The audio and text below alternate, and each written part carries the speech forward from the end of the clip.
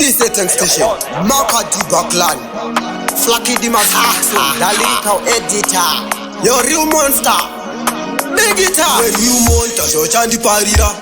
Ingwa chiriti mucha andikandira.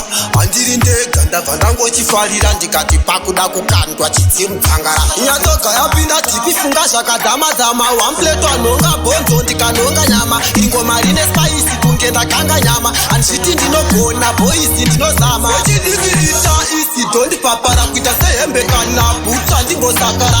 Kondogona kureba unge dzimdzangara. Ndobaya kunge munzwa wempangara. Wechidikinditire isi dondi papara. Kuita sehembe kana butsa ndingosakara.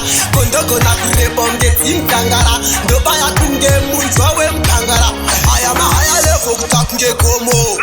Vanotomoka tongo vati tomo. Vanotaura taura hokoyo nenhamo. Nechibhiti chiri kubaya nyama kunge kumo. Ndogara panorwadza sekaturuturu. Ndine mushini unotena mabhuru. Vada kukura musoro kuita kunge juru. Unorohoka shamba kuita kunge muru. Wechidikirita isi dondi papara. Kuita sehembe kana butsa ndingosakara. Kondogona kureba unge dzimdzangara. Ndobaya kunge munzwa wempangara. Wechidikinditire isi dondi papara. Kuita sehembe kana butsa ndingosakara.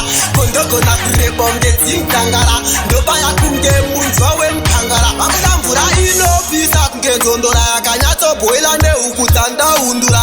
Dzinodya mazai hadzinokandira. Ndakudzivharira chikwere ndakanda togadzira. Nyatsoga yapinda tipi funga zvakadhamadhama. One plate wanonga bonzo ndikanonga nyama. Ingoma rine spice kunge ndakanga nyama. Anditi ndinogona boisi ndinozama. Wechidikirita isi dondi papara. Kuita sehembe kana butsa ndingosakara.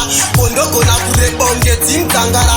Ndobaya kunge munzwa wempangara. Wechidikinditire isi dondi papara. Kuita sehembe kana butsa ndingosakara. Kondogona kureba unge dzimdzangara. Ndobaya kunge munzwa wempangara. Aya mahaya levo kutakunge gomo. Vanotomoka tongo vati tomo. Vanotaura taura hokoyo nenhamo. Nechibhiti chiri kubaya nyama kunge kumo.